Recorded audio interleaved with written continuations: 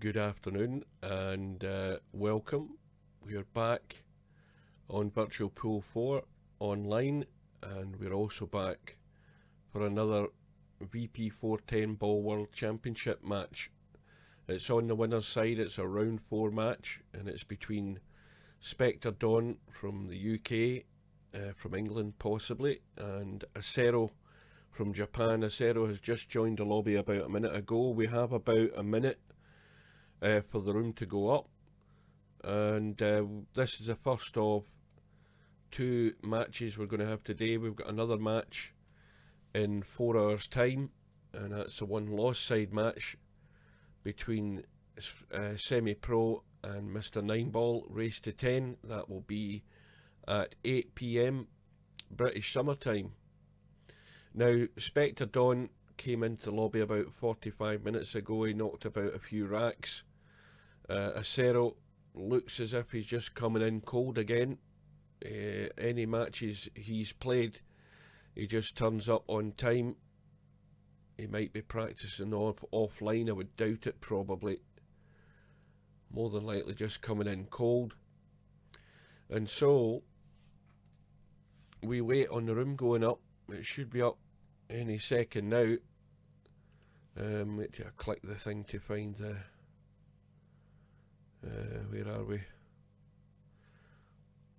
That's what we're looking for, the home page. Get that bracket up. This browser just seems to run pretty slow.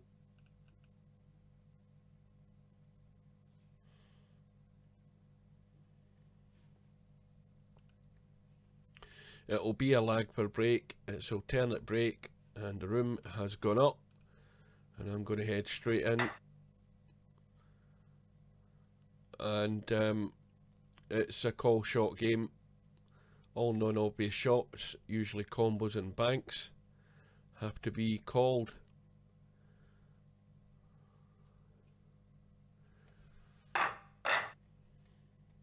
So Spectredawn is in. Acero probably won't be long in joining him. I'm hoping my voice is going to hold out for this match as well as the match later on today. Well, it's going to be, I reckon, a fairly close match.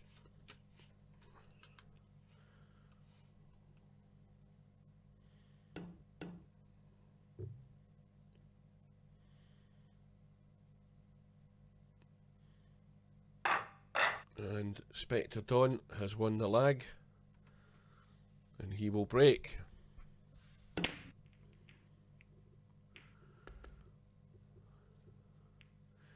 Ball in on the break. 6 ball is gone, and a good opportunity here to get right on the board straight away.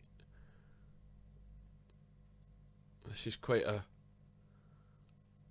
nice setup here, provided he can get good in that 3 to come back for the 4, and he looks good. Welcome, Semi.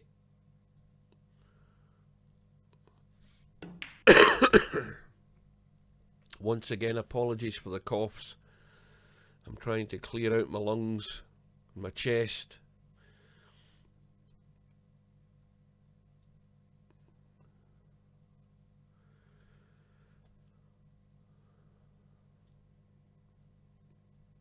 Well, I would think that at the state that we're in now in this tournament, it's time for one of these players to step up a gear, whoever that might be, because Vin says at the moment is going to be the player to beat. Also to mention that Stubb played his match with Bedhead yesterday morning while I was at work, and Stubb beat Bedhead 10 racks to 5, so he now plays Mr. Bill on the one loss side, and I think at some point they're going to be arranging their match. And this would be a good start for Spectredawn. So important with the alternate break that if you win that lag, you get the break, if you get a ball in the break, it's so important that you can actually run it out and back it up.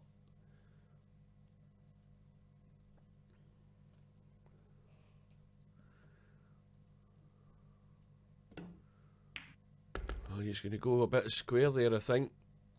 He's actual straight, not square. So this is now a problem.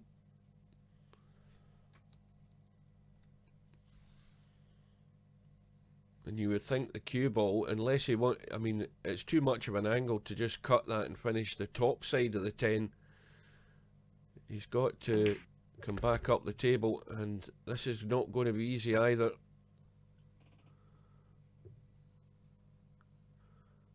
Good afternoon.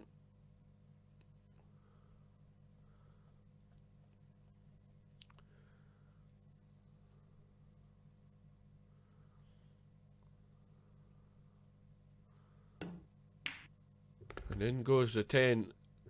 And that's a good start for Spectredawn. Wins the lag, breaks and runs the table. Can't ask for any better than that. So acero to break. Almost kicked to 8 ball in.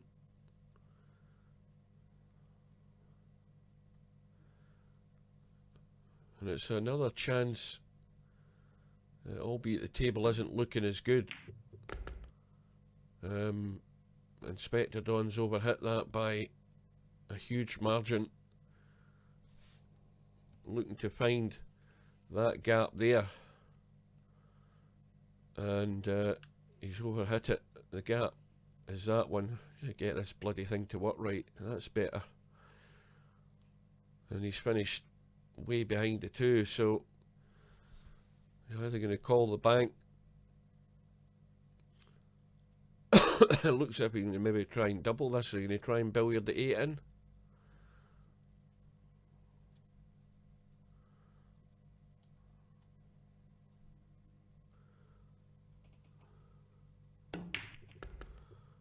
And he's got the 8.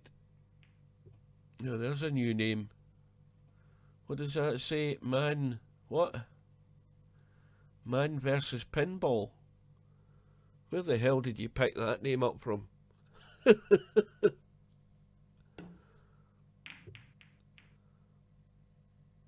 Well, Spectredawn, he didn't call a ball there, but it looked as if he was trying to knock the 3 in, but he's left it now wide open here for acero. That was a wee bit careless.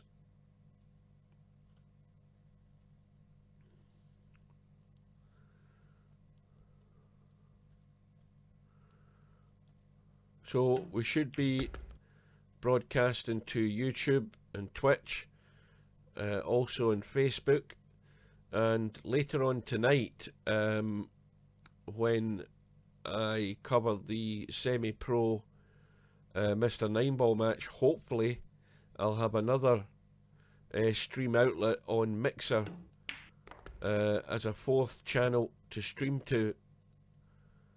It takes them 24 hours for them to send you through the stream key that you need to authorise the live streaming on that Mixer. So I've got about a couple of hours to go before that expires, and then I should get a stream key through, which means that I can then add it to Restream, who are the company and the website that sets up the multi-streaming for you. So the more outlets we have, the more chance people get to see VP4. And acero is going to do the necessary here. A mistake, well, not really a mistake, a sort of poor shot, not clear exactly what Spectredawn was trying to do, but he's going to get punished for it. Back all square.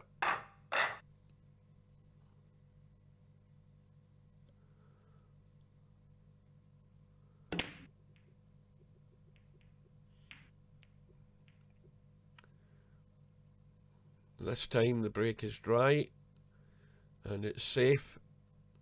So acero, well, he's looking Presumably he's looking to see how the 1 goes. Well, that's a 9.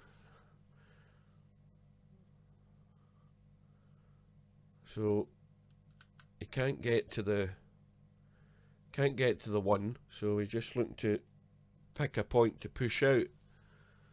Now if he pushes to the right like that, he's leaving himself open to trouble here, because to me this is a fairly easy shot to cut that 1 towards a 9 and try and drop the cue ball somewhere near that 2 ball. Again, Spectredawn playing the 1 into the 2 but not calling a pocket, and that might catch him up at some point, because now he's left either a cut if he can get to it. I don't think he can, but he's going to try and thin this very thin and just billiard that 2 in.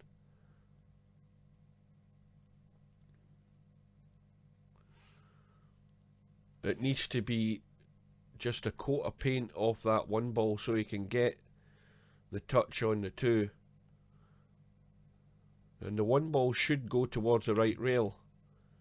Well, he's missed the 2, but he's got it safe, which is what's most important. Now, while he's looking at this, let me just see if I can get this bloody bracket up.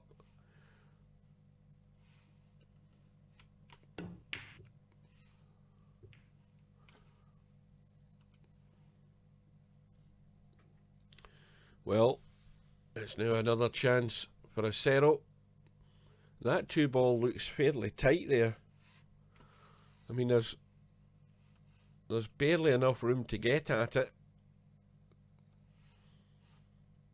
I think that's a big ask to get to that 2 from this right side rail.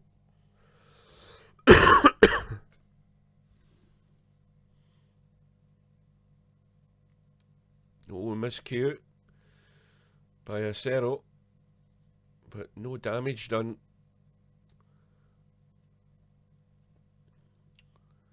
Well, this is going to be ending up tactical in a minute or 2, because there's absolutely no chance of a run out here where that 2 ball is sitting.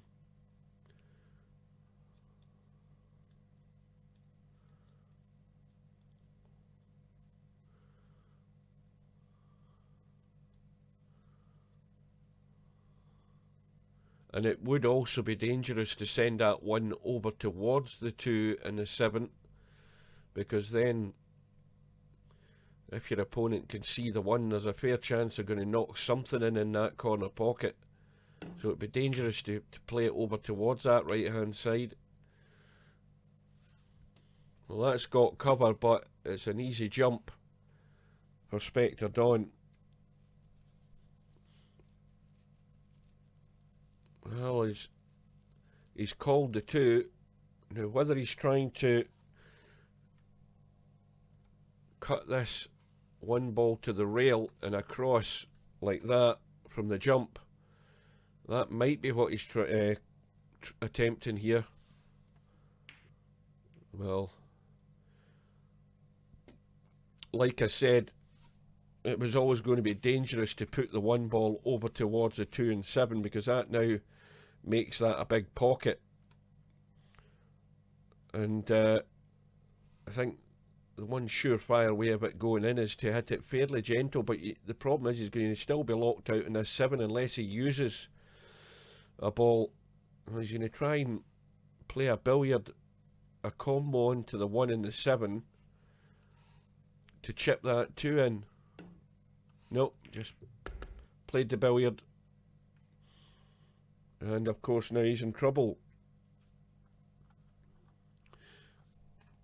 Now, it looks like the kick angle is there. Let's see. Yeah, he's got a big target to hit the 1. Big target, even if he went to the rail first. And it's gone in. Again, that 7 ball made it a big pocket. But I don't think he's got much joy here. It's going to be a thin cut into the left middle if he's going to go for it.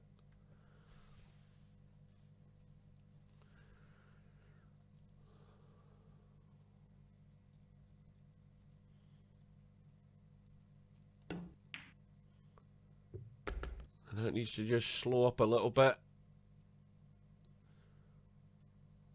Oh, he's on it. Of course, now the 7 ball is tied up next to the 9. So again, there's problems ahead for Acero if he gets that far.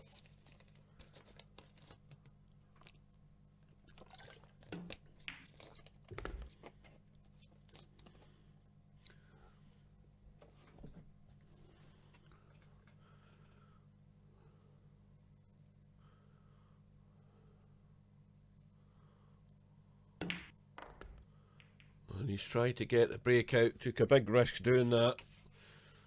And he'd be unlucky not to have a shot in the 6, and he's been unlucky. 6 is wide open, and he's got himself tied behind the 9. So it's the old kick and hope again.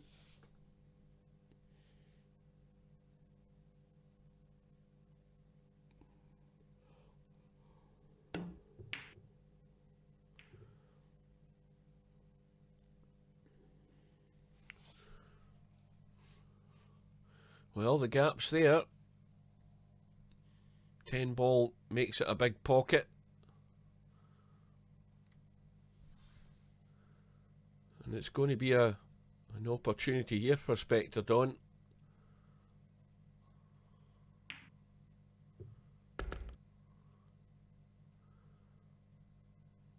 Now, what does he do about this 9 ball if he can get on the 8? What's he going to do with the 9? Good afternoon, WizKid. Let's have a look. Well, I mean, that is not an ideal combo because that 10's going to the point of the pocket there. He's going to have to just be careful with this. And he's just got to cut that 1 to there. And that way it should give the 10 ball every opportunity to go into the pocket. That's what happened. That's the point of the pocket was always the danger. And he didn't read the cut properly there. And that's given the rack to Acero.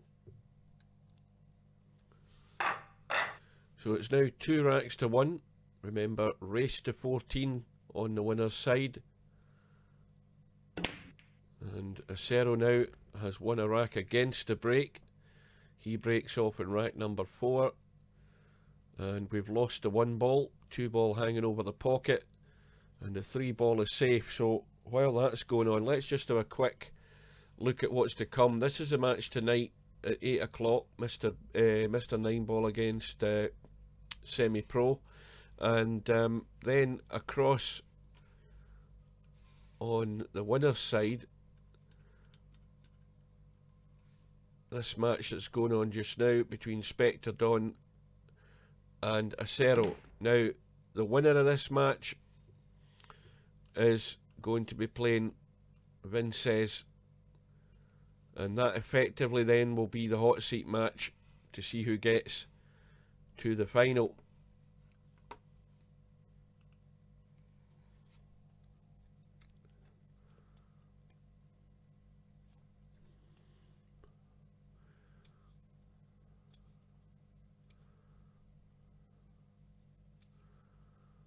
Well, the bank's called.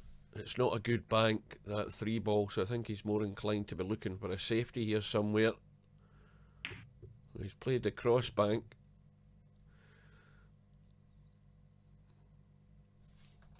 Well, he went all out for it, and he's possibly got away with it. I mean, that pocket's tight where the 5 is. He could try and run it in off the 5, although he's called a 10. Looks to me if you hit that 3 ball to there and hit the 5, it goes in. Well, the 3 ball has gone in, although he called the 10. And it is a missed call. So therefore Acero has a choice. When he comes to the table, he can either play the way the balls are, or he can put Spectredawn back in, but an easy opportunity for a tight safety. A lock up behind the 8 has got Spectredawn in trouble.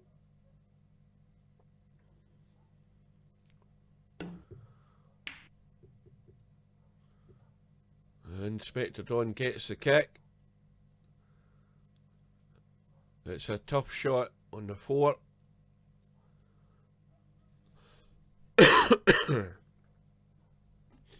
Good afternoon.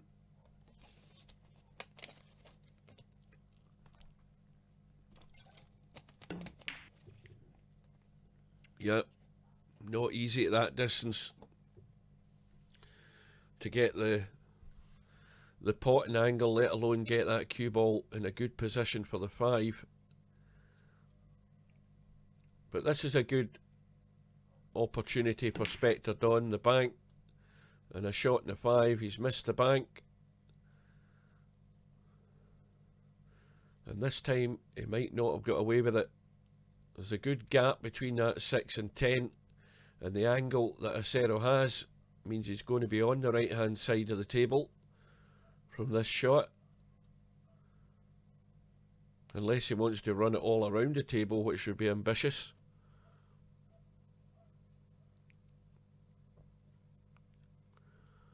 Did it? That's good. Yeah, he's went around with English round the angles, and that looks a very good shot. Excellent shot.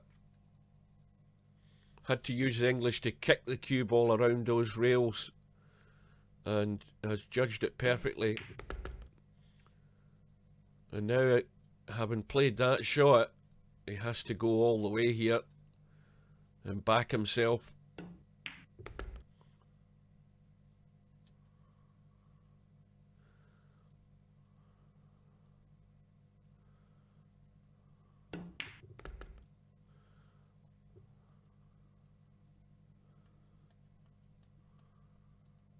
Next time I feel a cough going on, I'm going to just mute the mic. You'll just hear the click of the mic. It's just as annoying. Like that.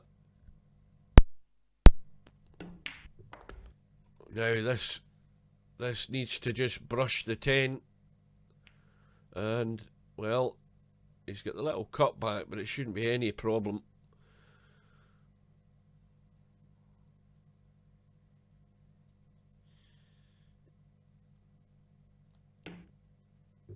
Again, another good rack to win there for Acero, and it now gives him the gap. He leads by 2.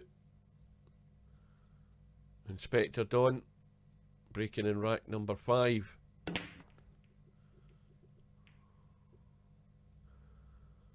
Well, it was, what match was it was on last Sunday night? I can't remember. Was it, I think it was semi-pro that was on last Sunday.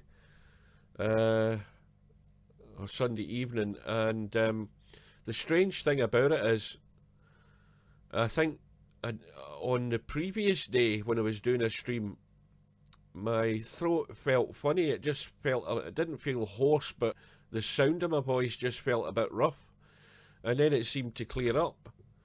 And then on the Sunday night, I did the whatever match it was, I can't remember, it might have been semis match.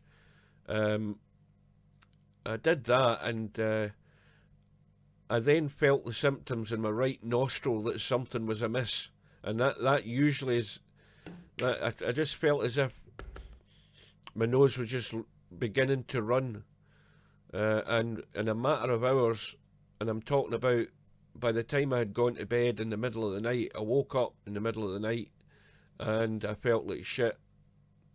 And then of course the problem with that is I hadn't really taken full blown it hadn't gone full blown at that time. And the bad news then is I had to get up. I basically didn't sleep, and had to get up at 4 o'clock and go to my work. Now fortunately on the Monday last week when I went to work, I had a short shift. It was only to about 9:45, but I'll tell you what, it was the worst few hours at work I think I've had, because it then took full and I mean full on cold. My nose was dripping all over the place, and I couldn't wait to get home. Felt absolutely miserable. And so since then it's been the recovery phase. But for me with colds, as I say, if it then develops and goes to my chest, I then get blocked up for a couple of weeks, and it takes a while for it all to clear out. So these are the symptoms of that that you're getting.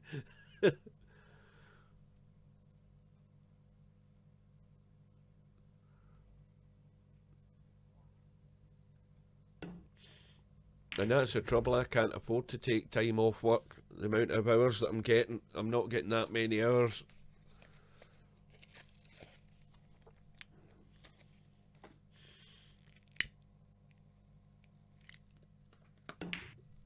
But enough about my germs. Acero with a 3-1 lead.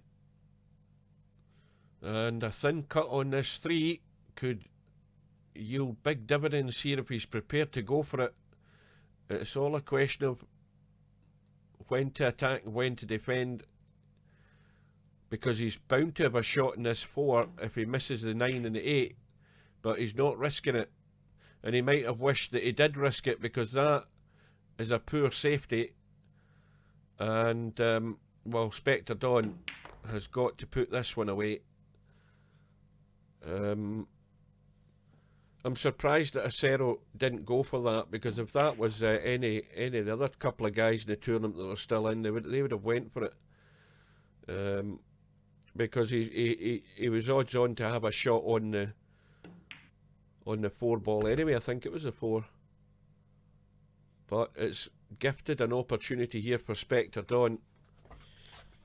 But I think I've said this before in other matches, particularly the VP Monster Mash, Monster Mash. The Monster match against Bedhead, where VP Monster couldn't make anything happen for himself.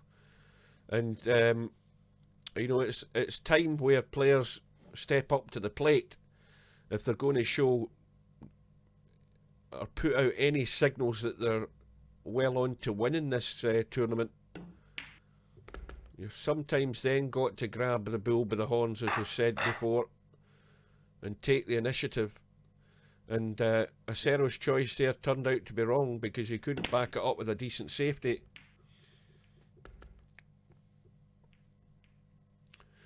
And the break has gone back to Acero. Still leading 3 racks to 2. And what have we lost? We've lost the 6 and 7 ball. He's got half a chance in this 1 ball. Right, mic mute time.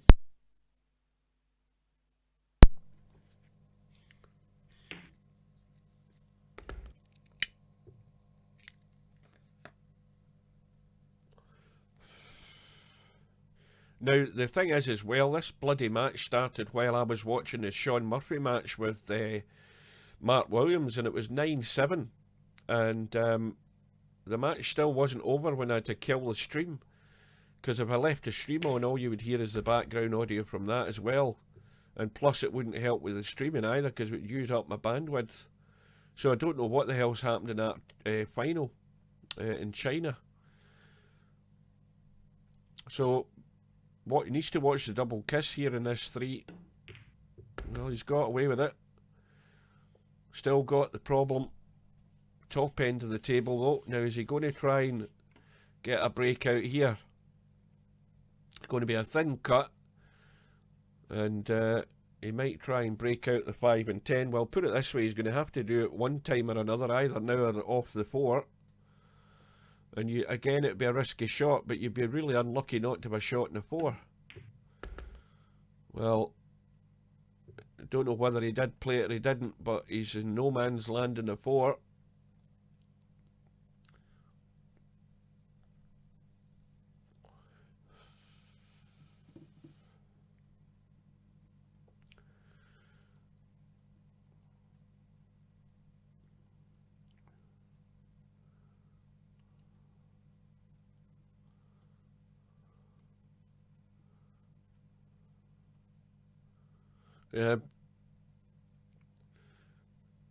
It looks It looks like sparring in the first few rounds of a big boxing match again.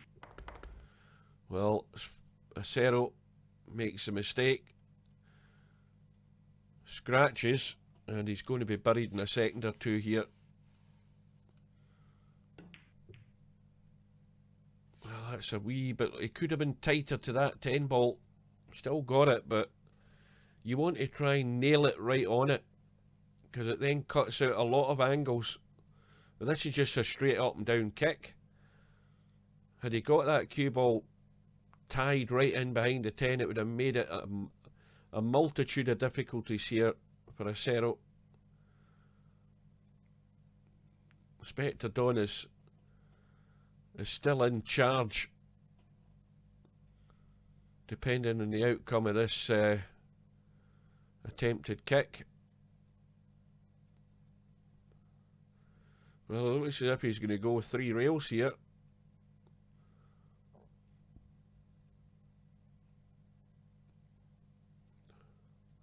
And then he's thinking about it again.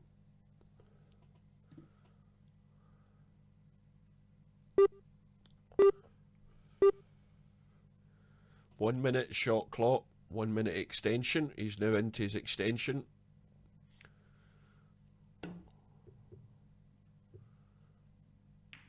And that was not a bad effort. Just unlucky he didn't sort of get that 5 ball to a rail. Make it a bit more difficult.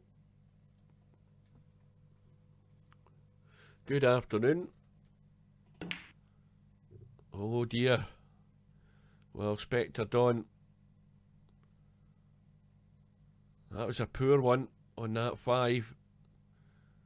Acero has got nothing easy left here, because this cue ball, if he goes forward, is going to run into the 10, I think, if he's going to try and come around the angles. He might even try and just leave a bank on this 8 ball. Well, he's avoided the 10. Has he got the pace, though? Well, this is tough.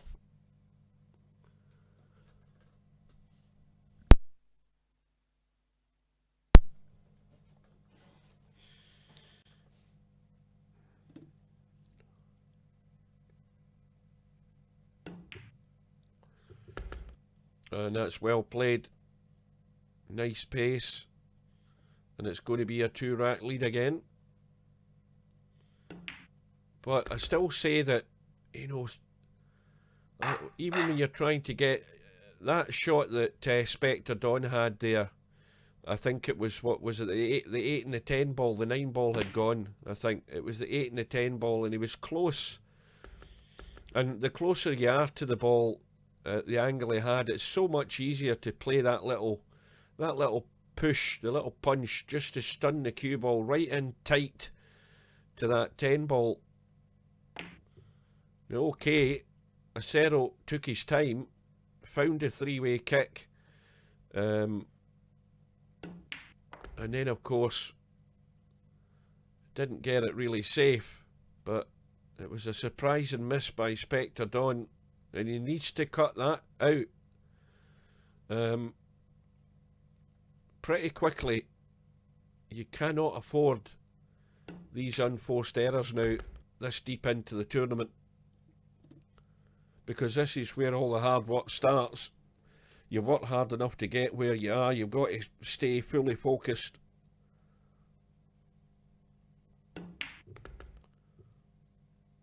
And now there's a gap between the 9 and the 10. Let's have a look at what the cut is on that. Oh, that's fine. But he can find the gap to get out for the 8.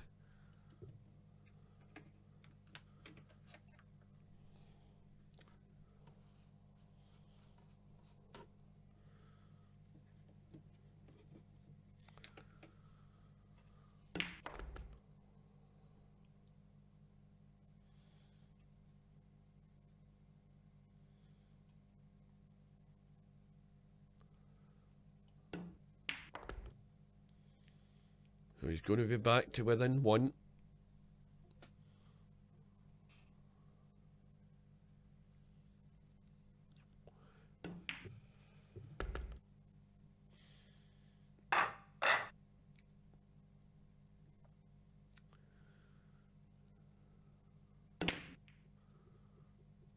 2 ball tracking, and it's gone in.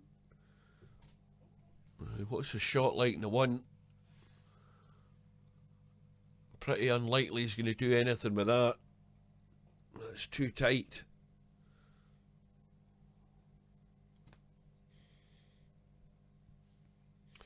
Well, he's looking to call the 8. Now, what's he doing though? Is he looking to cut it onto it?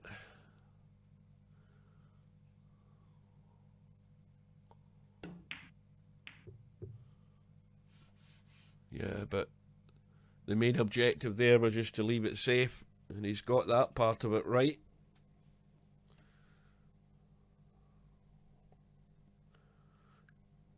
Now, I don't know if Spectredawn is looking at that angle there to get to the one. He would have had to put English on it to straighten up the cue ball. So he went from the short rail, and he could be in trouble here in a second.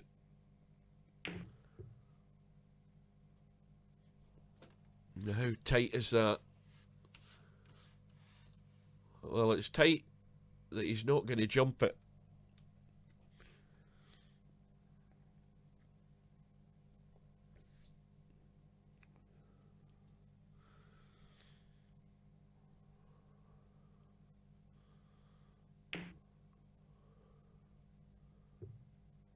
Well, he's played a deliberate foul, but the one thing that Spectredawn hasn't achieved there is locking another ball up with that 8 ball. It's wide open. But once again, it's up to Acero to make Spectredawn suffer for his error. He has to run this table. Oh yes, I'm ill. I've been ill for the last week, Simon. Where have you been? I was ill when I sent you that. That's the first time I spent 20 minutes in the car on the Monday morning last week there with my phone, which is a crap phone that I never use. I only use it at work for searching for stock. And I thought, I'll see if I can log in. I remember my email and password for Facebook. I thought, I have a good idea. I'll log into Facebook and just type a message, give me the score or something, and see who responds. And at that time, as I say, I was actually almost full blown with a cold at that time. Felt bloody terrible. And Simon came to the rescue and gave me the result.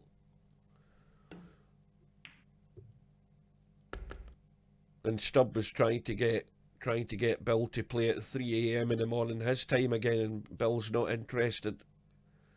The only thing that might be the problem is that if Bill does play Stubb, it's going to be like between 4 and 5 Bill's time, which is about 7 hours behind,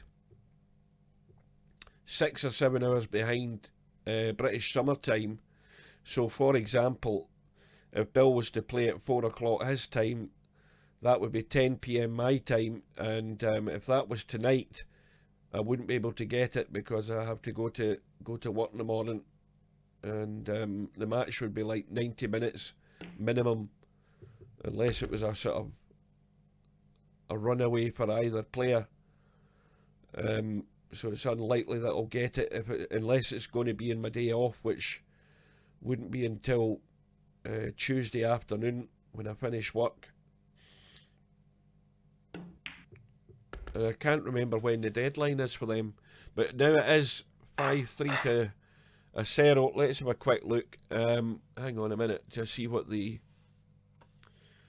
deadline date is.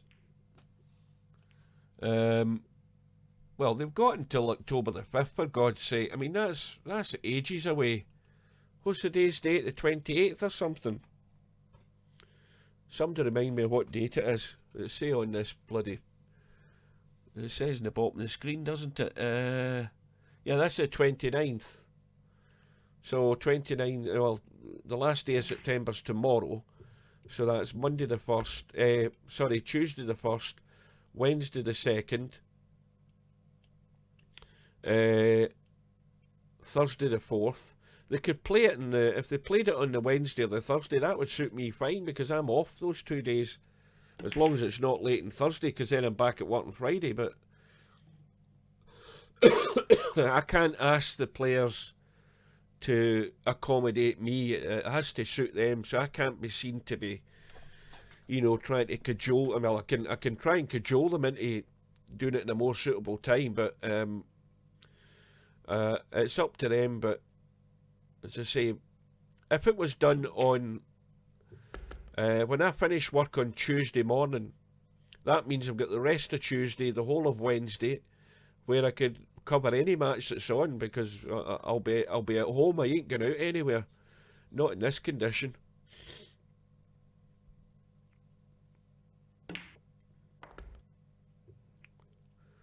I mean, I can handle 8 o'clock on a Sunday night, no problem.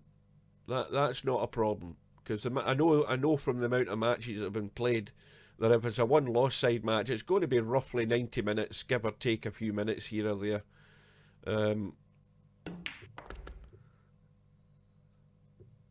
Yeah, that is the days that I'm off next week. Yeah, any time after Tuesday morning, my time. If they played it on Tuesday night, they could play it at 3 o'clock in the morning, Wednesday morning. I wouldn't care. I would still be there to see it. I do what I did with that other match. I went to bed, set my alarm for 5 to 3 in the morning, got up and then streamed it. But I say, no, the thing is, Tin, I've already spoke to Bill, and Bill told me what to tell Stubb on Facebook, and I told him about 4 or 5 p.m. Bill's time. Bill's certainly not going to be playing it at 3 o'clock in the morning, and the other problem for Bill is he's doing a lot of work at the moment in his, what is it, the trailer park place that he runs. He's got a lot of building work going on, so he's already told me that he's really busy next week again. No, you're better just to leave them get to it. If I get it, I get it, and if I don't, I don't. But Spectredawn here, having to run out to get back within 1 again.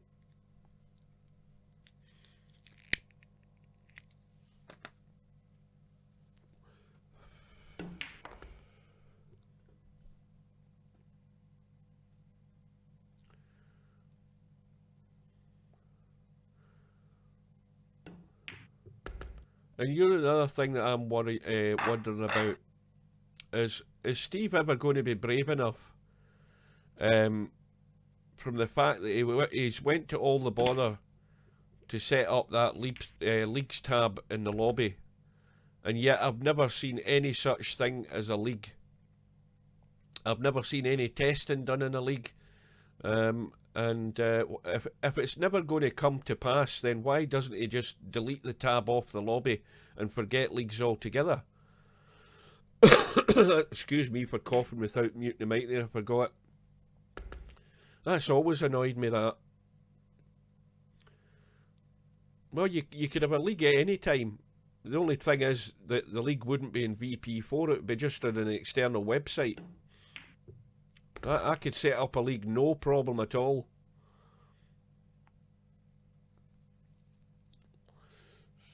The only thing is, there's the idea that I had. I'll tell you the idea that I had. I maybe said it before. The idea I had for a league was that if VP4 isn't going to do any leagues, well, you never know. I mean, I've always said this: if you build it, they will come. What was the name of that film with Kevin Costner, the baseball one? You don't know until you've tried it. And the best leagues that we ever had, right, were the one that Satman and whoever else it was that helped him in VP3. We had a league set up then, and those leagues worked very well. They no longer exist because the website isn't there anymore. But that was very successful because you then had you had different divisions, and you also then had promotion and relegation in it.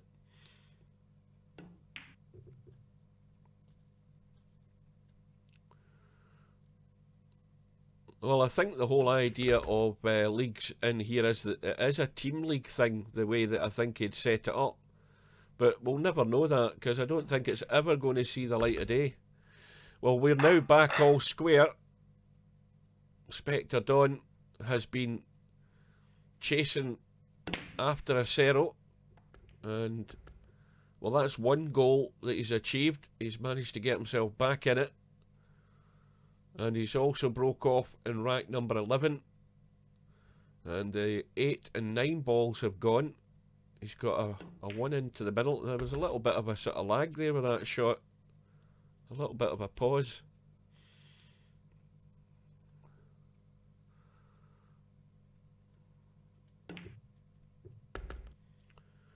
He's just overhit that one. Well, you don't necessarily bug him, just ask him what's the whole idea of having the league thing there when nothing's ever been said or done about it or made public, and we don't know whether it's a dead and buried thing. I mean, the last time I spoke to him a few years ago, it was dead and buried. I think from the conversation I had with him, it was a no-go. He'd given up the idea of it, I think. Excuse me. So I think it died a death before it ever even attempted to get off the ground. But he's never given it that opportunity. The obvious thing that you can say about leagues is it has to be done in a pretty condensed format. The main reason that's going to scratch, well, there is the unforced error. And it's things like that that can make the difference. Spectredawn looking like he was going to go back into the lead, or go into the lead for the first time, I think. And he's overhit it and scratched. Yeah, what was I saying there? The problem with leagues, the biggest problem you're ever going to have with leagues, and the fact that it isn't in a local pub, like in real life, or a local club, is that not everybody's going to be able to turn up on the night. So there you are with your partner, semi-pro for example.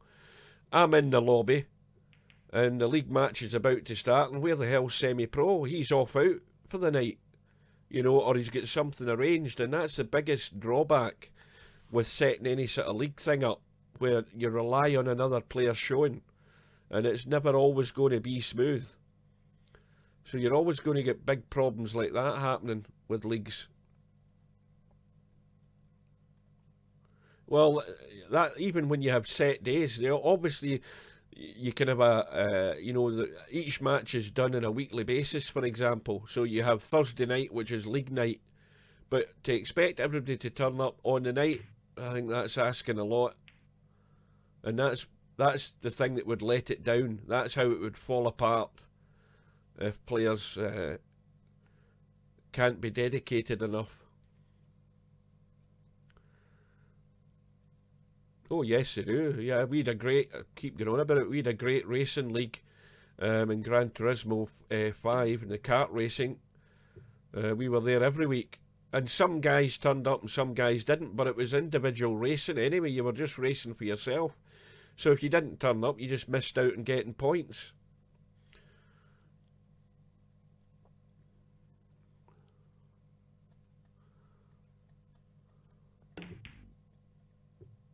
Well, I mean, that is a point, WizKid, but again, the problem is we don't know exactly what Steve's intentions were when he's setting up this, or when he was putting this option for leagues. We've never seen what the format was meant to be, really. We've never seen anything written down, nothing. And I mean, we're now 7 years into VP. It's 2012 VP4 was launched. We're 7 years down the line. You know, what makes me think we're ever going to see leagues up and running? I doubt it. I doubt it very much. But the idea that I had is that if you did a league on an external site, and you had 8 players signed up for the league, then to make it interesting, whenever they played a league tie in VP4 in the lobby, they had to play it as a wager match, like $50 each match, so that when you were playing one another, virtual dollars was changing hands in each tie. The only problem with that is that it doesn't bring any income into VP4. That's the thing. Unless, you know, players are losing enough money to eventually have to top up their credit. That's the only other way it would bring funding into VP4. So if you worked on an external league site, which is easy enough to do, that's one way it could be done. But just making it, every time you set a league match up, you make it a wager match for $50. So at least there's an incentive there. So, Acero now back into the lead, 6-5 in front.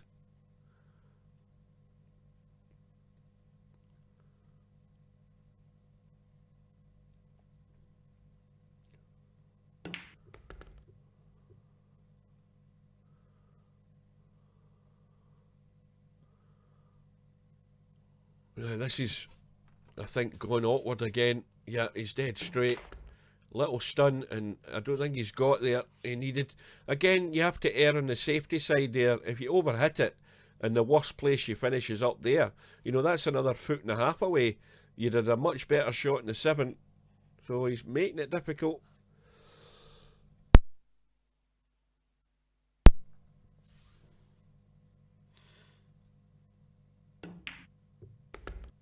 Well, he's played that one well.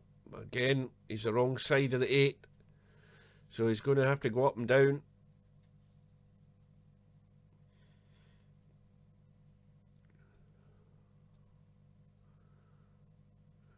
Now this shot, I like to play this shot with top right English so that when you hit the rail, you punch it that way and it comes that way.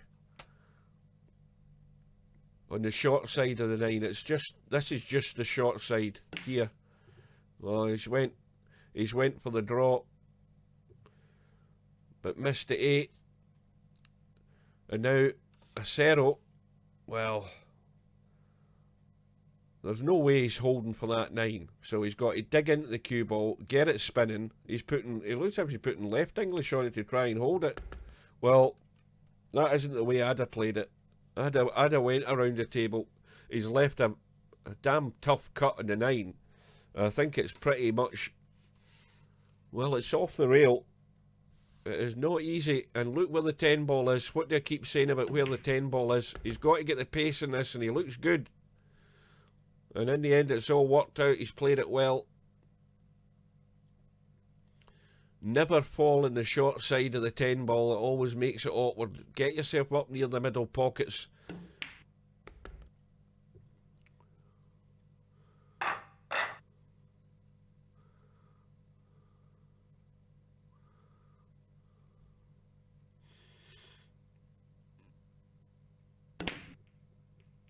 I'm sure there's loads of theories on how to make things fair.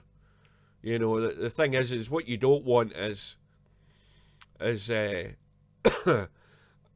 league with bloody, you know, a team with whatever it is, however many players it is in the team. You know, you don't want two sharks or 4 sharks in a team. Because all they're in to do is just to clean everybody out.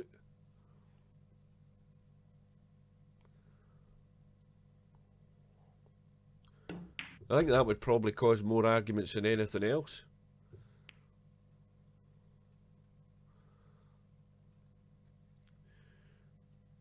Well, the gap is back to 2.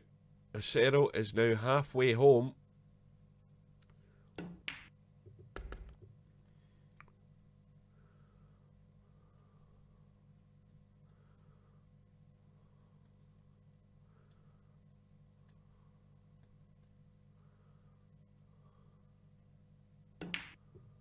I mean, even, you know, the one thing that we don't have, and we've already got it, is in the ladders that we have, they're pretty much dead and buried, right?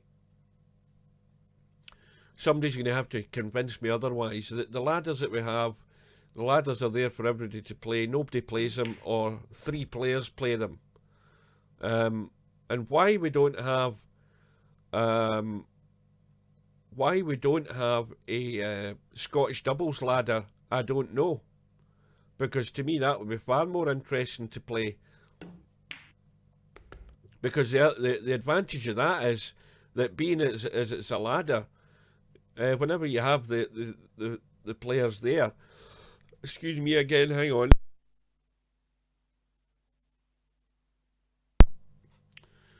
Whenever you have the players there, and you know it's not always going to be the case, but you could, you know, you just say, do you want to play a ladder match? But to me, you have to have a payout at the end of it, because just playing ladder matches for $3, you win nothing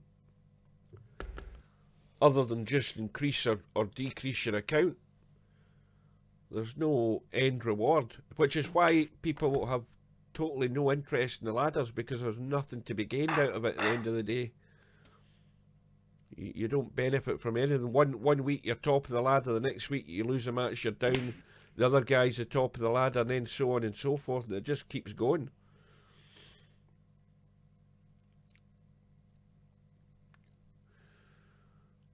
So 7-6 now to acero. And we had we had the VP3 version of the Moscone Cup. We had that in 2004. The website no longer exists, but because I've still got it in my favourites, believe it or not. But that website is long gone. But that was done in the Moscone Cup format, where you had singles matches and doubles matches. And in fact, just like real life, Great Britain and sorry, it was Europe. Europe won it. There only was one, but they won it quite convincingly.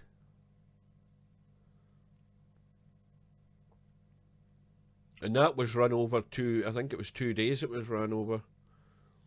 And a lot of the matches were late on at night or the middle of the night. UK time, that is.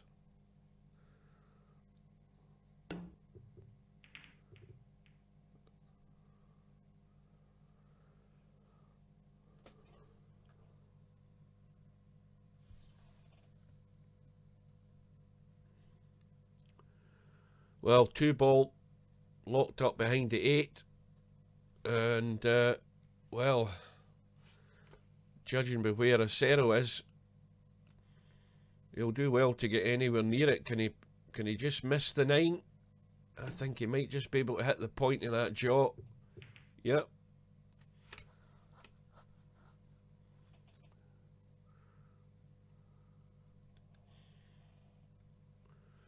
Oh no, it's... Of course he hit the 2, but it never got to a rail, so it's ball in hand for Spectredawn.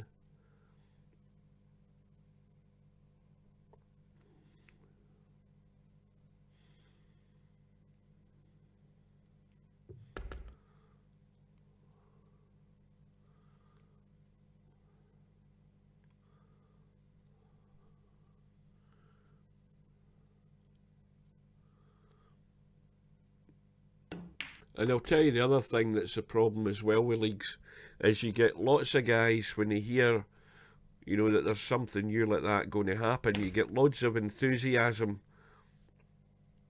from guys that are interested in it. And, you know, yes, we're going to do this, we'll do that, yeah. And then, of course, by the time the thing's fully organised, the guys that were all interested in it, they disappear and you never see them again.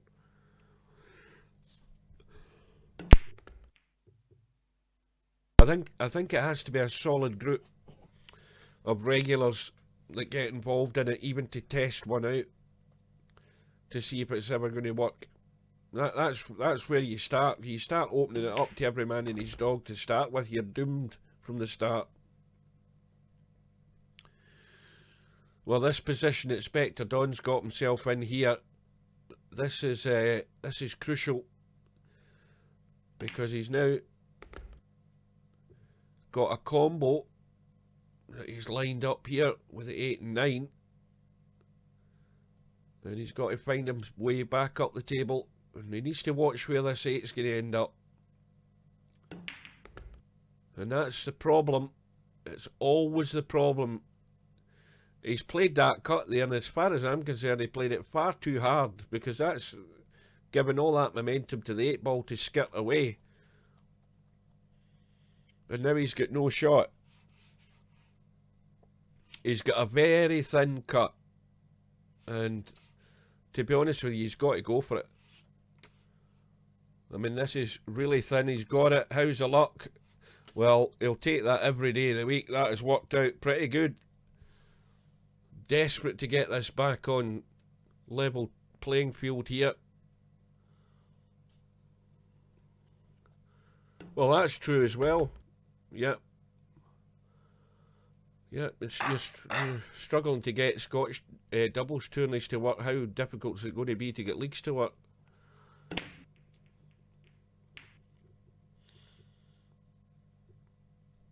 Well, we're now back all square again. 7 racks all.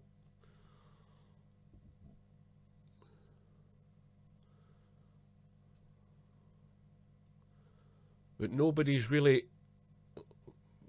wanting to take the initiative here. Acero's had the lead and had the lead again.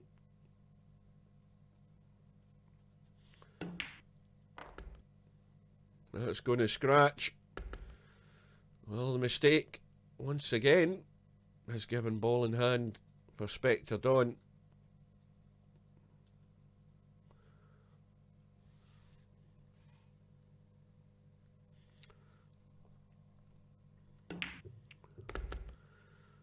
Well, the 4 ball isn't really a problem here. He just needs to finish anywhere where that 3 ball is, there or thereabouts, and he'll have the cut in the 4, and that then opens up the 7. And the only real problem is going to be the 8, as to whether it's going to be left as a combo in the 9. So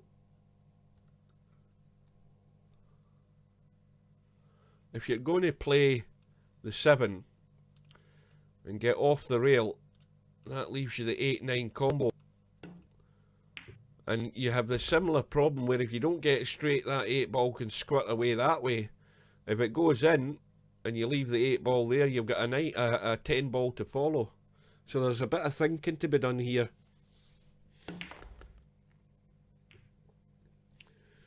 Well, that makes no real difference in the situation.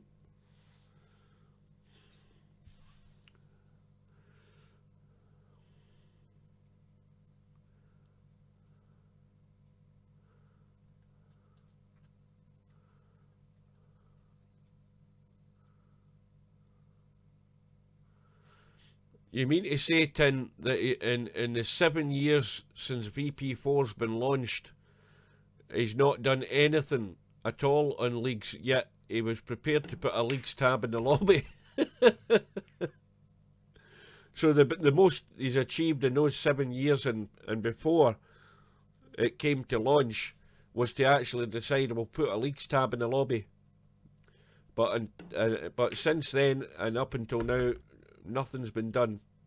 So they do not exist in any shape or form whatsoever. And again, like I say, I don't think he's prepared to waste his time in putting in that effort and work to get it done. Yep, so forget that idea.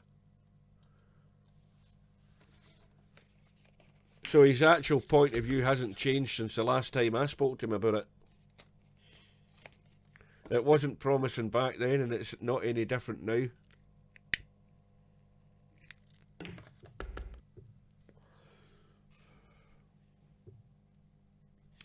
But Spectredawn is going to go into the lead now, approaching the business end of the match.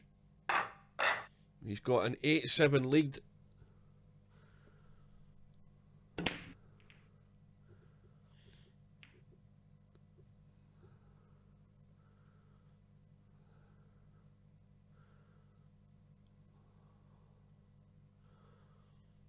And Acero's break, dry. Now how tight is that? Well, he can roll the 1 in. he might want to try and punch it in at that distance. The problem is holding for the 2. I mean, you can roll it in dead weight and just try and roll through there, but it's still going to be a difficult 2. Well, he's got there.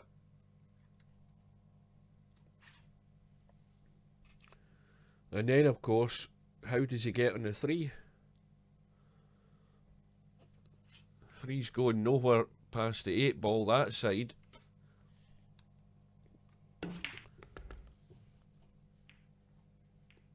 Well, it is now. That's a good little kick.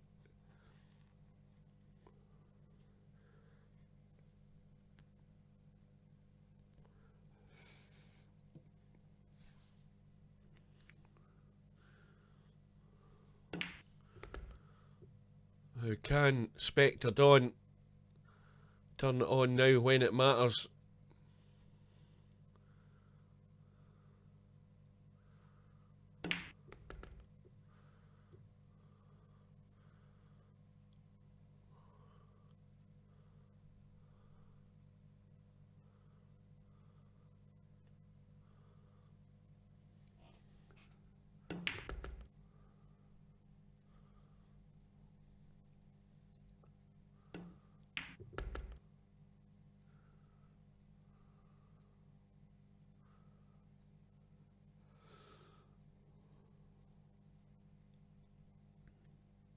Well, here's another thing that just sprung to mind there about teams. I watched that 8 ball US match last night, and it was just, there was only the 2 teams in it. It was Larry and, who the hell was Larry playing with? Who was Larry playing with? I've forgotten who the teams were again. Semi-Pro was playing with Potman. Oh, and Woody was playing with Larry. And I watched the first... I think I only watched the first rack in a bit. And this is where teamwork doesn't work. It doesn't work when you have a more experienced player on the team. Not necessarily even more experienced, but a teammate offering advice. And the player that's at the table is your partner, and he's actually paying absolutely no attention to what you're saying or what advice you're offering him. Absolutely nothing. And it happened twice, and I was already annoyed at the first time, and then it happened the second time, and I had to go out. I had to go out the room because I was going to be starting typing loads of annoying stuff, and I get out of the room straight away. I thought, nope, that's just doing my head in watching that.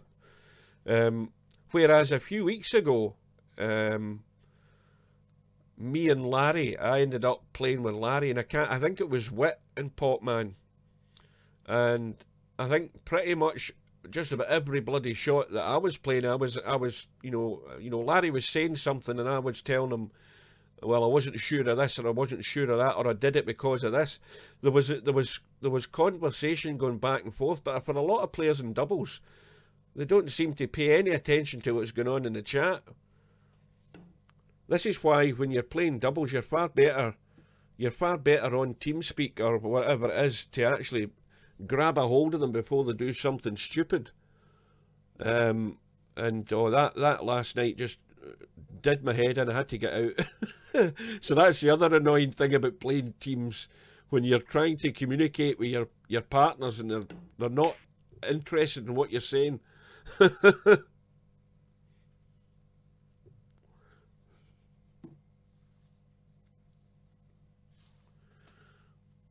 So Spectredawn now has the 2 rack gap.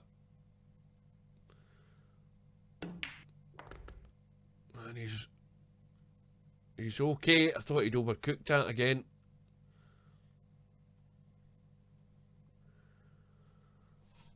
Let's have a look from this side. Oh. The 3 goes past the 9, so it's dig down and draw off the 2.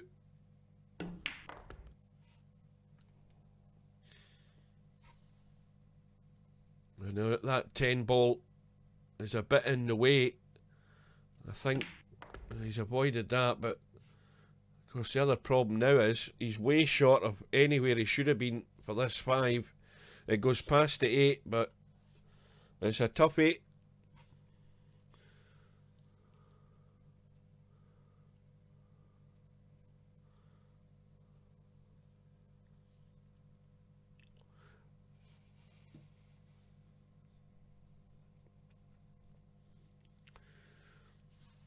And that's the thing about you know, professional players when they play in the Moscone Cup, and you know that's really the only evidence we get of it. It's pretty much straightforward for the pros because they're all playing to a fairly similar standard, and there's standard shots that they'll play to get on the next ball. So there's very little conversation needed in that sense. When it gets awkward, they'll have conversation. But when you're playing with a partner in VP4, there's obviously the other problem you have is because you're not next to one another physically, you can't really put across your thoughts. That's the difficulty. You've got one player at the table who sees a shot, or maybe doesn't see a shot but doesn't have enough common sense to ask for advice. That's the other frustrating thing. You know, what do I do here? What do you want me to do here? There's not much of that goes on, and that's the other thing that frustrates people in doubles. It's just what's the word? Not miscommunication, but the lack of communication half the time. It really is frustrating. And that's not to say that the person that's offering advice is offering maybe the best advice, but you have to tell them. You have to say, well, no, I'd prefer this. And, you know, provided you can give a good enough reason for choosing a certain way, then that's fine.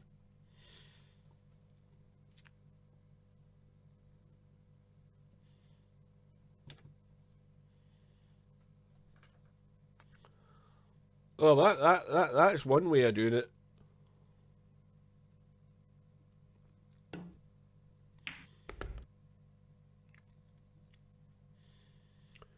Well, it's now important for acero to cash in here. He's now trailing by 3, and we are at the business end of the match, but look at the 3 ball. The 3 ball isn't going anywhere.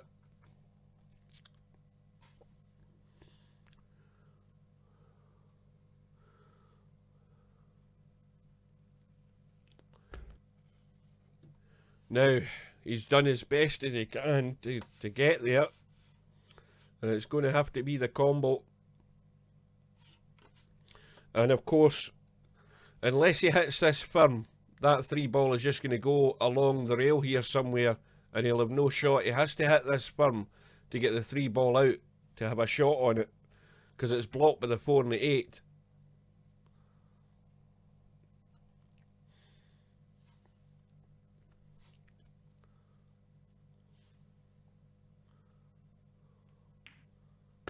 Well, he's played it gentle to try and hold it. I think he's almost got away with it, but the problem there is, where's his shot in the 4? It is a tough out where that 4 ball's sitting, and if he's going to dig down, he needs to watch the scratch here if he gets too much in this. Now he needs to get a bit of running, and that has worked out very nice. That was a good shot using the rails. He's given himself every opportunity here.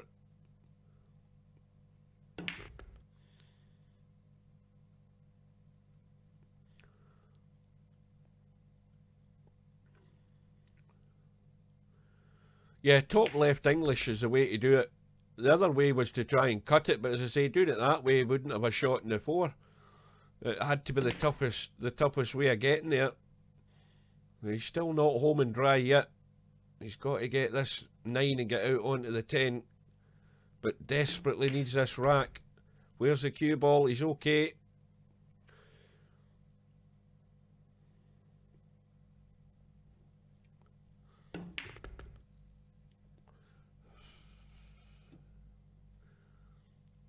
And Acero should narrow the gap here.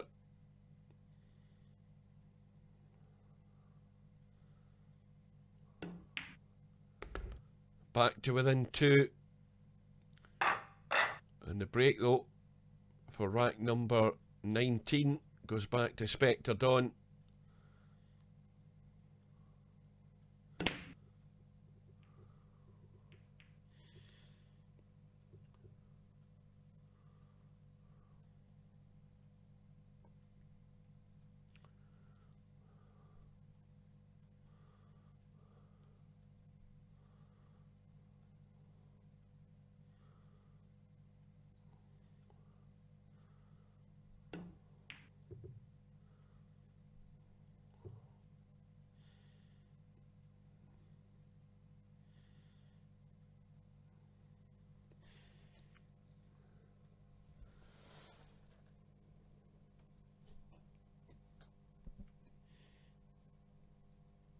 I just think that players should be open to advice, and a lot aren't. A lot of them, want to live or die by what they do, but it's not necessarily the right shot to play. I mean, I must admit, I see shots differently from a lot of other folk, because there's in a lot of shots, there's what's the outcome going to be? Is it worth taking on the shot? It's worse when your partner plays a shot in a pot, but you're looking at the table and you're thinking, well, what chance has he got to get me on the next ball here? Pretty much nothing. And I think half the time they're just desperate to get the ball potted and get away from the table and let you deal with the problem.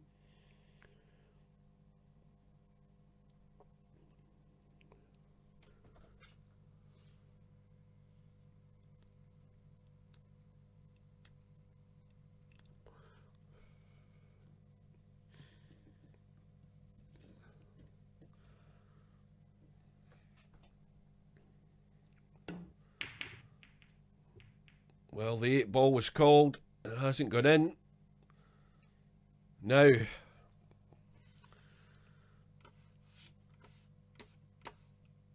well, he's surely going to find decent safety here.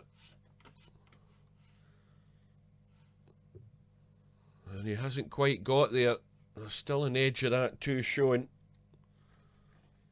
Needs to be careful he doesn't scratch off the 8 though. And he's avoided that.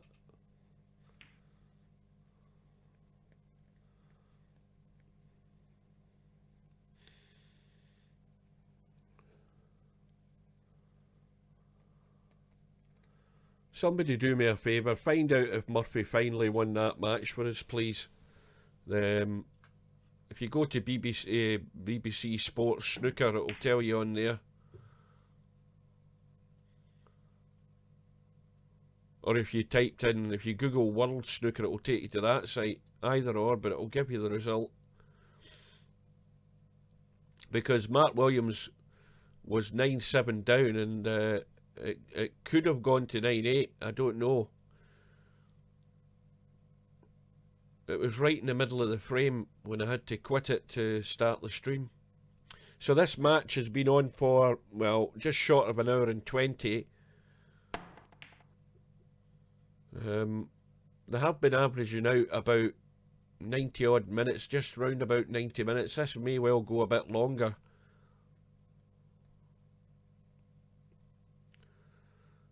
Murphy won 10-9. It went all the way. There you go.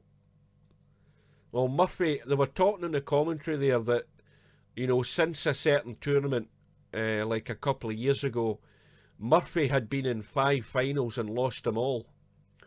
And Mark Williams, on the same time scale, had also been in 5 finals and won them all. So that's the first tournament win that Murphy's had for quite a while. He's been in the last 3 ranking finals, I think it is, or the last 3 tournaments anyway. And he hadn't won any of them, so that's a relief for him to get a tournament under his belt.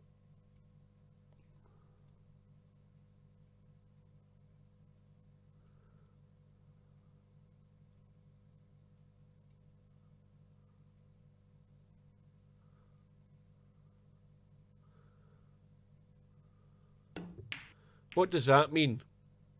Summary, league is long term. Don't stay awake for it. I am trying to get ladder Scotch doubles added. Don't have the option for SD and admin set up yet. What does SD mean?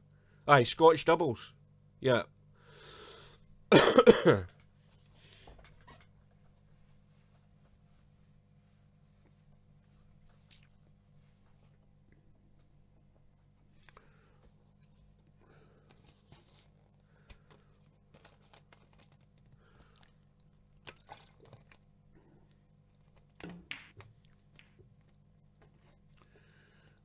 Well, this is now for acero becoming very important, but it's a weak safety.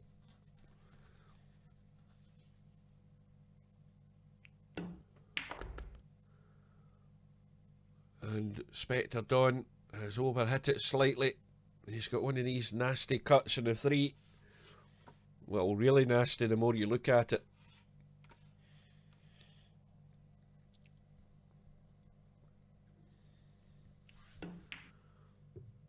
Yeah, always difficult. I think he's got away with that one, maybe, has he?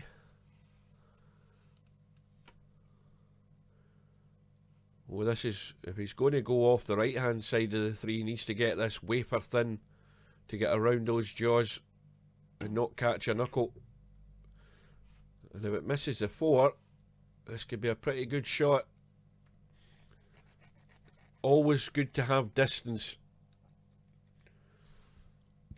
I mean, the thin cut is on, but it still makes it difficult.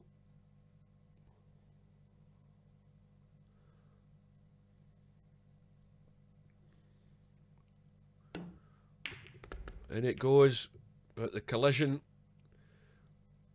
has put Spectredawn nowhere.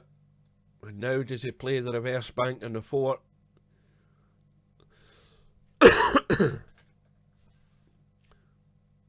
I forgot to mute the mic there again, guys. Now, if I was going to play the reverse bank on this 4, I'd be stunning the cue ball up towards the 5, try and nudge into it. At worst, you maybe have a combo, or you could have a billiard. But he's just playing the safety. Well, why should Spectredawn be taking risks with a 2-rack lead? The onus is on acero to make a move. And once again, it's not the best of safeties. Not in VP4 it isn't, because if there's enough room to get to the cut angle in the 4, you can be pretty certain that Spectredawn's going for it.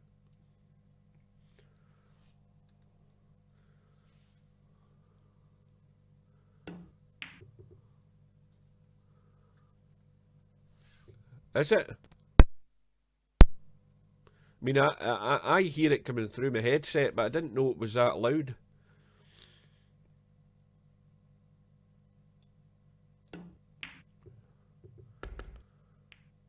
Well, now, what's acero going to do here? Is it going to be the billiard? If it's going to be the combo, he's going to have to cut the 5 into the rail. I mean, that looks even more complicated. You're going to have to cut the 5 to the rail so that when it comes out, it clips a 9 to go in. Or he could try and billiard onto the 9. He's played the billiard, needs to get lucky.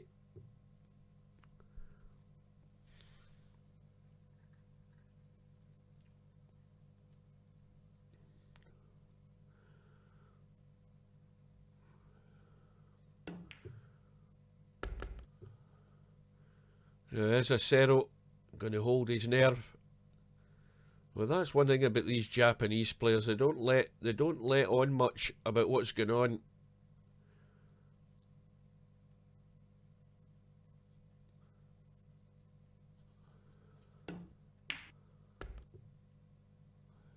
And a nice angle on the 7. He can go both ways here. He can a little drawy stunner, he can just roll through like that. He could have went to the left hand side of the 8.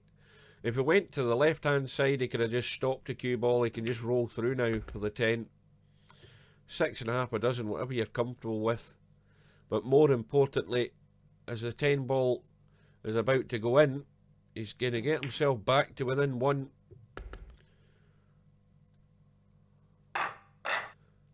And also with the break in rack number 20.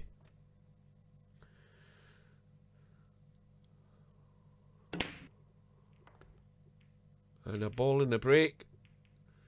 Oh, that 5 ball has just become a blocker, I think. Yeah. And he would have been really awkward. He's awkward enough as it is over this 6 ball.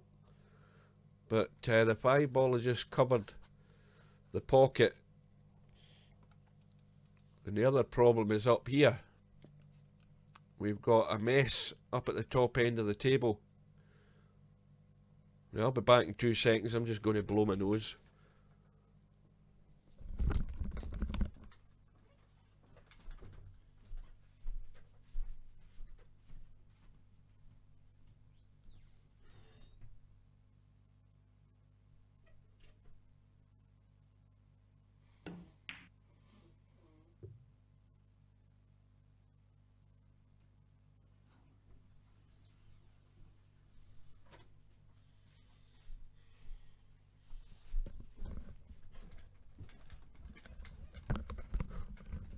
That's a bit better.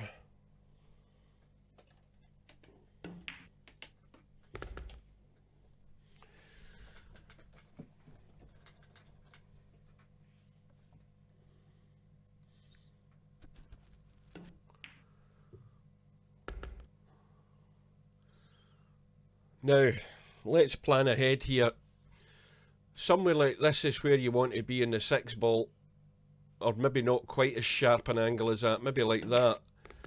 Where, well, I try to nudge the 6 there, but if you pot the 6 and you cut it with a bit of, maybe a wee bit of inside left, you can try and help the cue ball go over here and do a bit of disturbing and see if you get lucky. That's the only real way I can see you can get there. But you must have that angle. And he's got the angle. He's just gone, he's gone a wee bit too far. But he's still got a chance to at least hit something here. And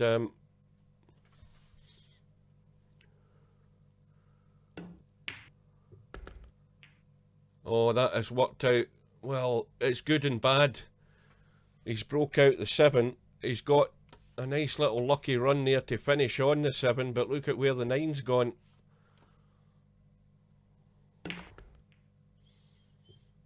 Oh, now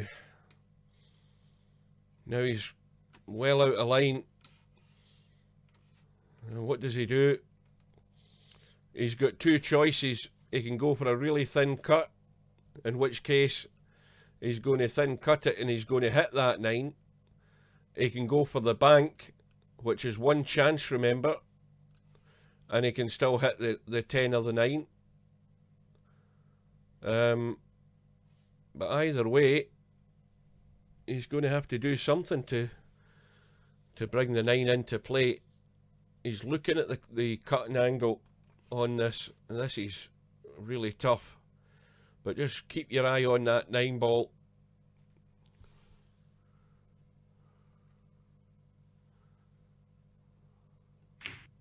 Well, that's a great shot. How's his luck?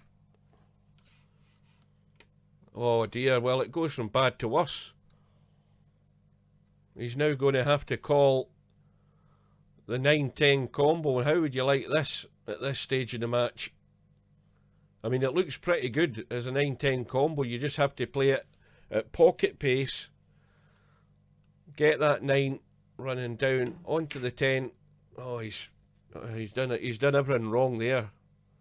Everything went wrong with that shot. He never gave it any chance whatsoever to get anywhere near the line to pot that 10. I think he went for it slightly half-heartedly. I would have took a bit more time because it wasn't an all that difficult combo where the 9 was and where the 10 was. The distance was the problem, but it still wasn't all that difficult.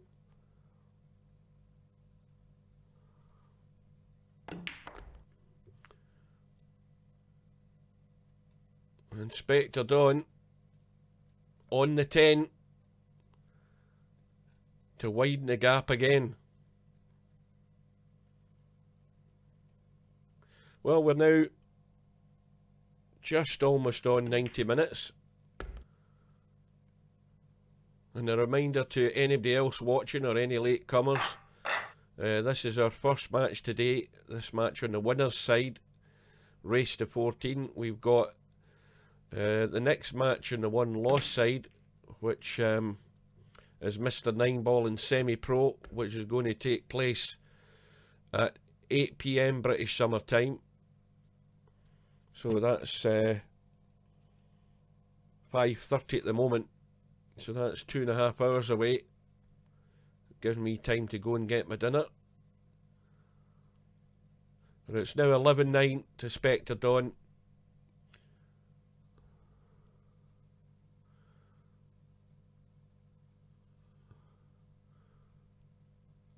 Well, I told Wit the best time to do that would have been last night before he went to bed, because the time it takes to upload it is long enough, and then by the time it's uploaded it takes a good couple of hours at least to actually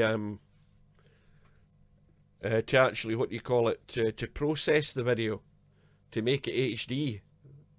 Yeah, well, that's the strangest thing about that shot there in that 9-10 combo. He just seemed to have a go at it, not really giving it 100%.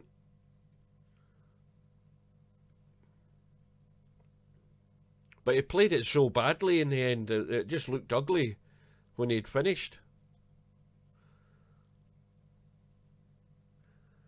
Well, I mean, the whole idea I had was that, you know, had he uploaded it, I would have downloaded it today. I think I've lost interest now.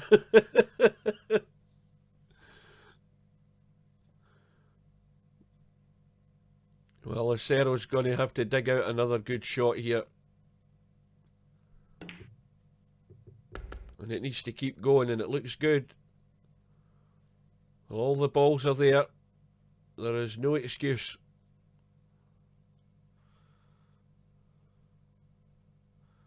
Oh, I don't remember that shot. I only remember the combo.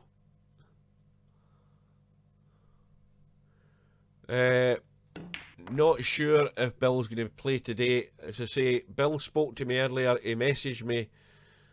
Tell Stubb what time would suit him. You know, what would suit Bill, and it would be either between 4 and 5 PM Bill's time, and Bill's mountain time, which I think is like I think he's 6 hours behind us, and this is solely to make sure that Stubb understands he ain't going to be playing him at 3 o'clock in the morning his time. So if he plays between 4 and 5 PM Bill's time, that would mean that if you add on 5 hours onto 4 PM, that's like 9. If you add, and then that's like 10 o'clock at night. So there's a chance the match would go ahead at 11 PM, somewhere around that sort of time, my time. Which, if it, as I say, if it happens on tonight, I won't be able to get it. If it happens tomorrow, I won't be able to get it. But if it happens on Tuesday or Wednesday, not a problem. And there's still plenty of time to get the match played. It's not due until the 5th of October. But as I say, the other problem is that Bill might not be around during the week because he's busy working. That's the other issue. Well, it's back within one.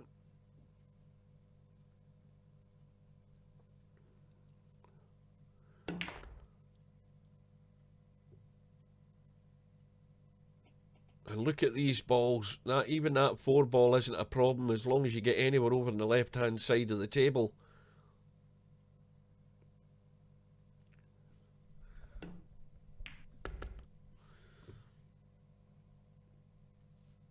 Oh, now this is now ended up a toughie. He has to go for this 100%. He's got to draw this into the right rail and get it stunned across into the table. And he's played it well, and it's a nice gentle little cut for the angle in the 5. No problem with the 6. Headphones off for a cough.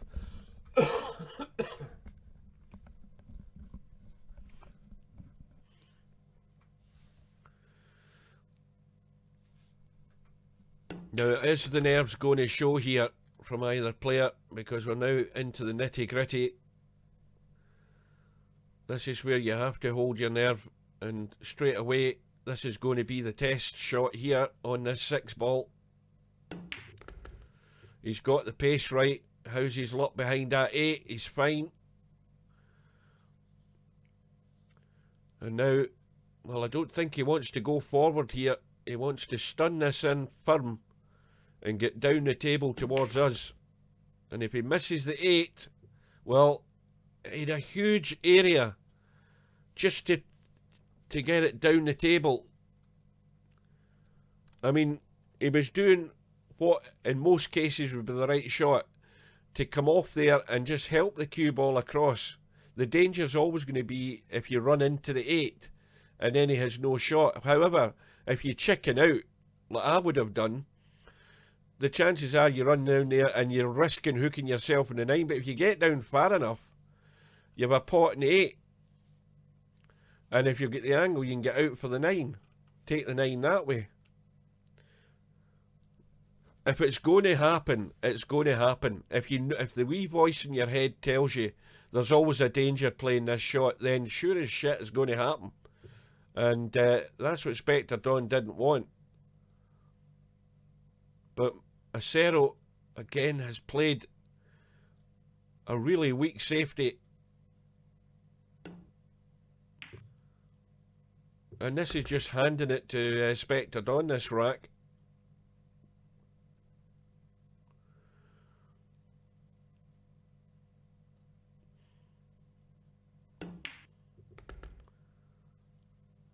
And I think the 10 ball is well off the rail. Plenty of room.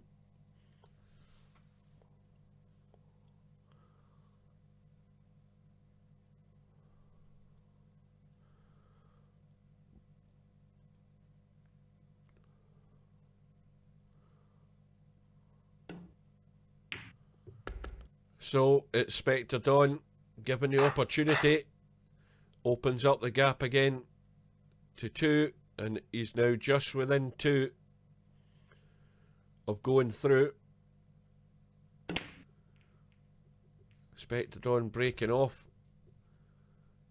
in rack number 23. And the break. The 6 ball has gone. Look at these balls. I mean, he's got to run this table, provided he can get on the 2, because that's the only problem I can see. And the 2 isn't going anywhere there. Needs to get bottom side of it. A kiss off that 4 would do nicely. And that's worked out perfect. Take that any time. It's that little kiss here or there that can make the difference. And headset off again.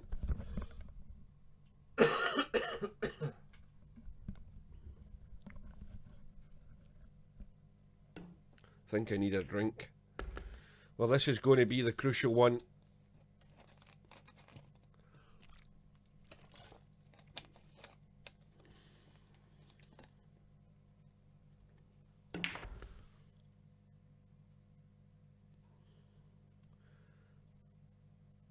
Now, it's going to hinge on how close he can get the cue ball to this 8 ball. The reason I say that is, well, look at where he is in the 5. He's going to have to now play the bank, surely. I'm thinking ahead here and I'm forgetting looking at where he's left himself in the 5. But in it goes.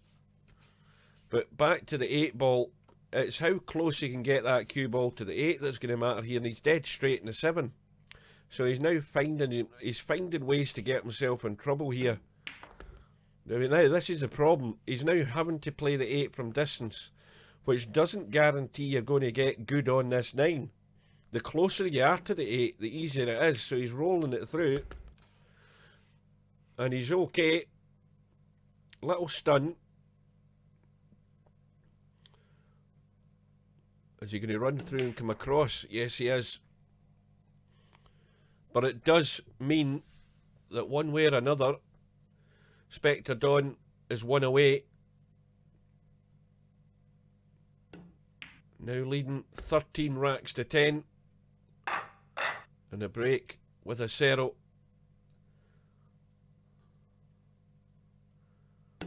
And now what has Acero got to keep himself in this match?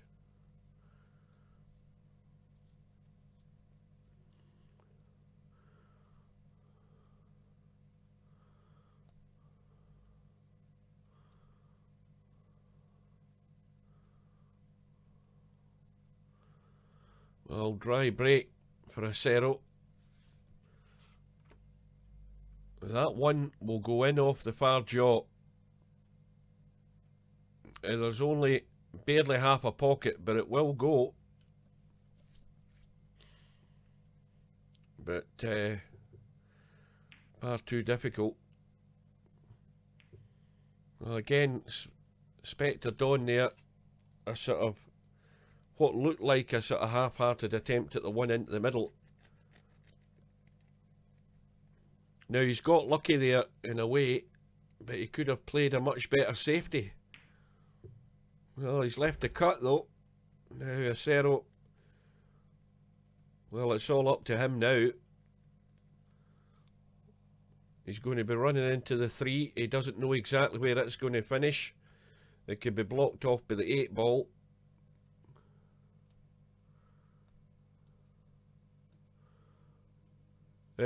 The summary is it's been sort of pretty close all the way. Within, I don't think there's been any more than what, couple of racks in it until now.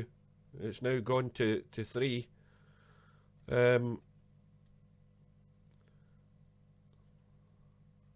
couple of shaky shots by both players.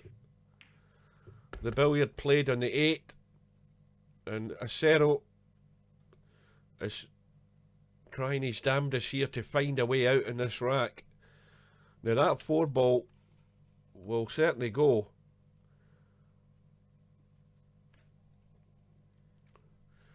Yeah, there's not been a lot of tactics in it. You know, it's been pretty open, I think. He's going to run too far.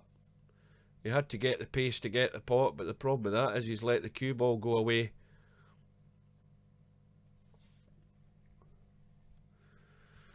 And now he's looking for a half-decent safety here. Well, again, when you're 13-10 down, you don't play for the cut in the 4. Not in my tactical manual, you don't.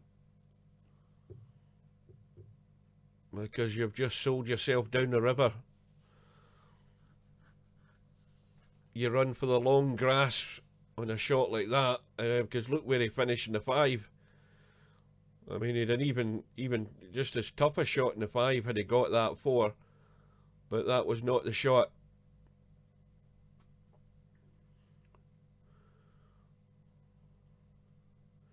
But the 4's deep in the pocket. He's going to have to try and pinch a bit of the jaw here, I think, maybe. No, looks as if he's just going for the draw and hit and hope. It's short of pace. Now Spectredawn, again, he's the one with the 3 rack lead. Now he should be sending that 5 ball off the rail, send it down there and get this cue ball somewhere in the bottom end of the table here where we're looking. You can check the cue ball up with a bit of right English to stop it squirting away, but you can at least bank that 5 up the table out the way. But he's gone all out for it. He's going for the kill. He's called the bank. In goes the 5. And I think this match is now over. And that is taking the initiative at the right time. He was brave enough to go for it. We'll give him credit for that. And now he's in prime position to finish off the job. But it's all come about from that, well, 2 out of 10 cut that he tried down the rail there, Acero. I think he'd probably made his mind up. It was the all or nothing with that shot.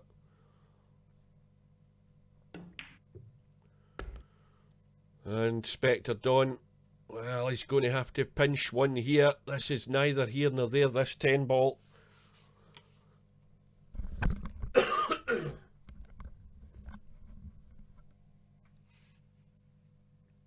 Well, he's calling it into the corner.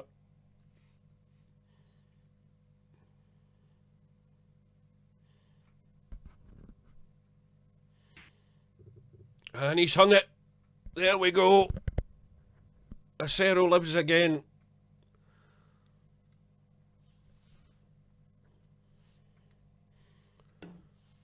Now,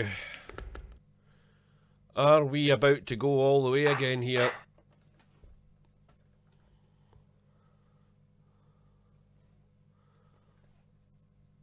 Are we going to go all the way? I mean, let's be honest, Acero was hanging on the cliff edge there with just his thumbs. But he's still in it. And Spectredawn just getting himself out of shape on that final 10 ball.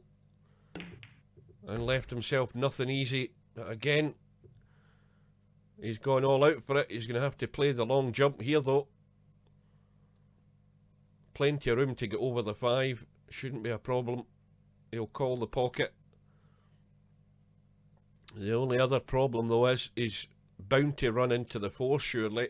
In which case, if he does run into the 4, the odds are the cue ball's going to finish somewhere within this area unless it gets a bounce somewhere. In which case again he'll have no shot in the 3. So let's see what happens here. If he can miss the 4. Well, you see, there you are, he's finishing the box. Commentator's eye has done it again.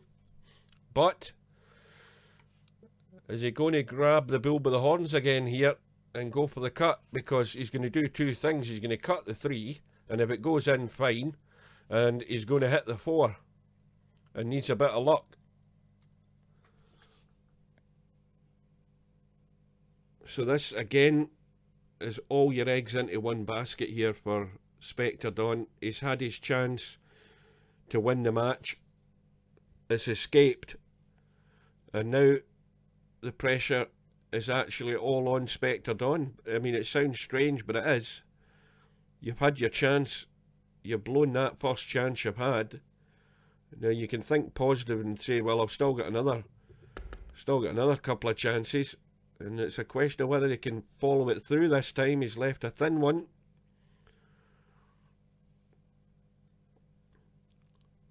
It only takes one shot to get out of shape, and that's you.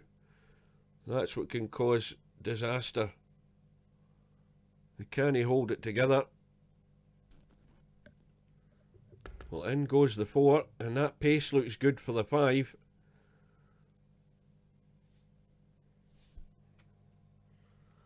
Now,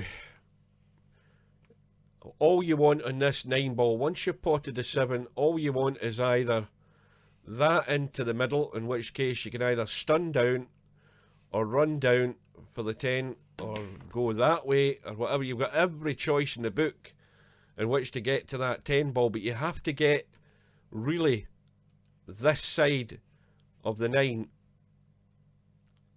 And he's got the opportunity to do that. He could even just go through and go long. So he's gone the right side. As long as he stays this side, he's just the wrong side. So he's now going to have to force it through with left English. He needs to be careful here. He's got to get the punch in it, get it to move. And that looks okay. He's got a high cut. It's well off the rail.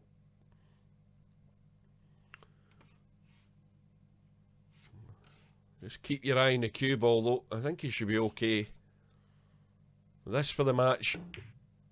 And this time, in it goes. And finally, Spectredawn has got home. He wins the match by 14 racks to 11. And he is now, let's go at the bracket. He is now, if we can get this thing to work, let's just do a quick refresh. Spectredawn is now through to play Vinces for the hot seat match for the final, and Acero now moves through to the one loss side. Where the hell's he gone? Yeah, Acero now lies in wait for the winner of the match that we have tonight, which is the match between Mr. 9ball and Semi-Pro. And, well, that match lasted an hour and what? Just short of an hour and 50 minutes, so it did. But in 2 hours and 10 minutes time, we'll be back here for the match between Mr. 9ball and Semi-Pro, one lost side, race to 10. And I hope you can join us then. So until then, folks, thanks for watching. Take care, and hopefully you can join us later on. But I'm off to get my dinner, and I'll see you back soon.